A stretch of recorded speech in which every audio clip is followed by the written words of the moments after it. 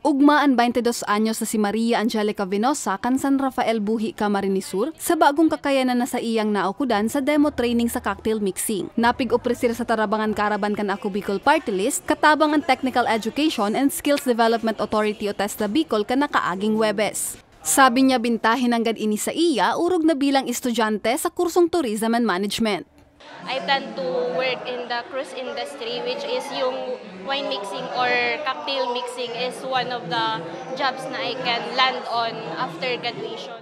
Apwera sa demo training sa cocktail mixing, nagkaigwaman ng demo training sa puto making.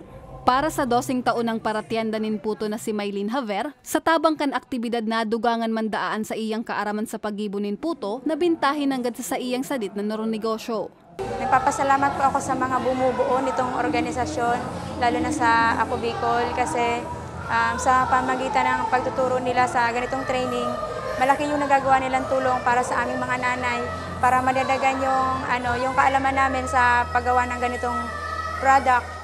Sigun sa focal person kan Ako Bicol Party List sa Technical and Vocational Education and Training o TVET na si Manny Asusano, saro ini sa mga inisyatibo kan partido nga ni tawanin pag-alalay ang mga Bicolano, lalo na itong mga maot na magkaigwanin pagkakakitaan. Well, ito po, kasama natin palagi ang TESDA sa ating mga Ako Bicol Caravan dahil isinushowcase ka ng Ako Bicol yung mga programa at serbisyo niya. And ang isa po sa mga mga key programs ng Ako Bicol, yun ngang mga livelihood trainings. Isa kasi sa nakikita ng ating mga congressman sa pangunguna ni Kong Saldi sa ni Kong Jill, itong mga trainings na napapakinabangan ng ating mga constituents. So ito rin yung magtataguyod, tutulong sa kanila para magkaroon sila ng mas malaking income and mas mapaangat ang kanilang mga pamilya galing sa kahirapan.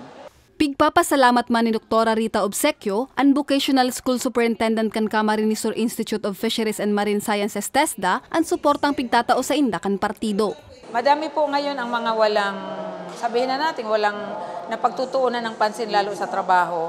Kami po ay nagpapasalamat sa Ako Bicol Party List sa pag-initiate po, sa pag-organize ng trainings, ng pag-request sa amin ng mga trainings at sa pagbigay na rin ng mga budget para po maipagpatuloy ang pag-provide ng skills training.